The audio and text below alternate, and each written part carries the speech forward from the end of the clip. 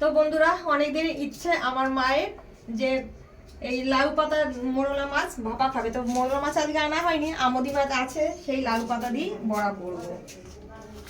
তো এর মধ্যে দিয়েছি কালো সর্ষে, সাদা সর্ষে, রসুন আর আদা, কাঁচা লঙ্কা বাটা, একটুখানি লবণ দিয়ে দিলাম। না, লবণটা দেওয়া ভুল হয়ে গেছে, লবণটা দেবো না। আমদি মাছে লবণ থাকে, আমাকে বলেছিল ছেলেটা লবণটা দেবো না, লবণটা আমি ফেলে দিলাম। তো আমদি মাছে যেহেতু লবণ থাকে, সেই কারণে আমি এখানে লেবুর ব্যবহার করব। এটার মধ্যে লেবুর ব্যবহার করব, লেবুর ব্যবহার করব যাতে এই নুনটা যে বেশি আছে সেই নুনটা কেটে যাবে।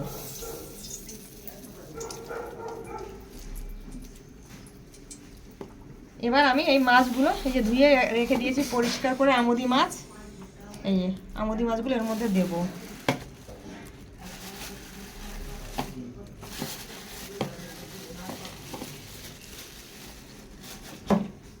এবার আমদি মাছগুলোকে ভালো করে মেখে নেব।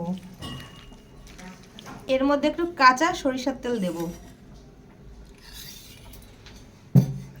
এবার এটাকে ভালো করে আমি মেখে নেব। ভেবেছিলাম অল্প মাছ, অতটা খেয়াল ছিল না, এখন দেখি বাটি ভরে গেছে মাছে। তো সব দেওয়া হলো। এবার এই যে এই হচ্ছে লাউর পাতা, লাউয়ের পাতার মধ্যে এই যে সবাই করে মোরলা মাছ, আর আমার ঘরে আছে আমদি মাছ। আমি আমদি মাছ দিয়ে করব আজকে।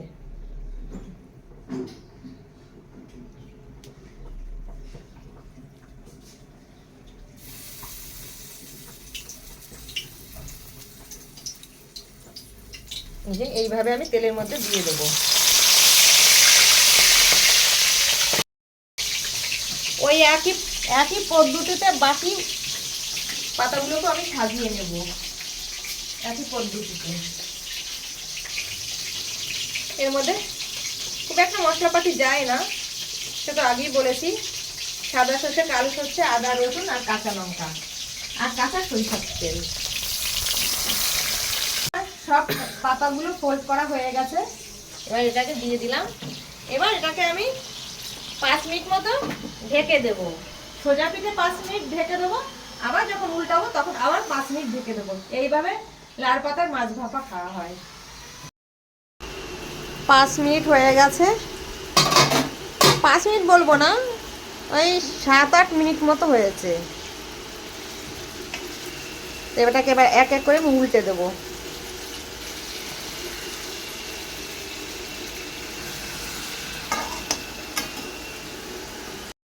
উল্টে দিয়েছি। এবার আমি আবার 7 মিনিট মতো ঢেকে দেব। তো বন্ধুরা, লাউ পাতা আমুদি মাছ দিয়ে এই যে ভাজা করেছি, দেখো হয়ে গেছে। এবার আমি নামিয়ে নেব। এই দেখো বন্ধুরা,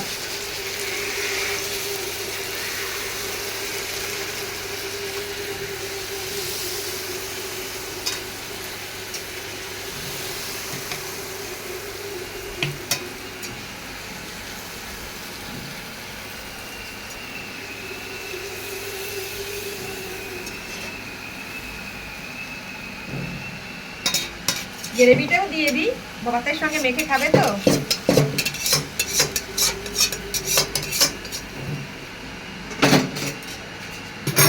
তো বন্ধুরা, এই রেসিপিটা তোমাদের কেমন লাগলো অবশ্যই কমেন্ট করে জানাবে। আর চলো গরমা গরম ভাত দিয়ে বেশ মেখে খাবো।